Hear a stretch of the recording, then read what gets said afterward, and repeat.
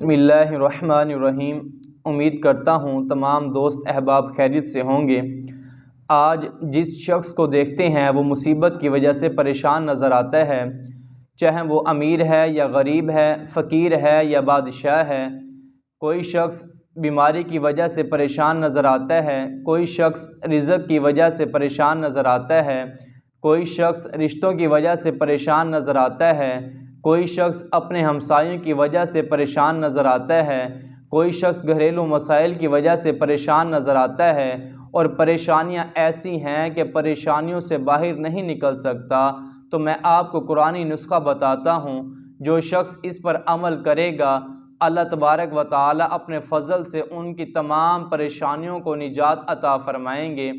لا الہ الا انت سبحانک انی کنت من الظالمین 313 دفعہ پڑھنا ہے۔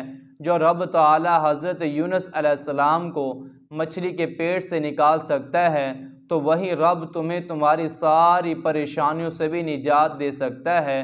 دعا ہے اللہ تبارک و تعالی سے جتنے مسلمان پریشان نظر آ رہے ہیں اللہ تعالی ان سب کی پریشانیوں کو دور فرمائے۔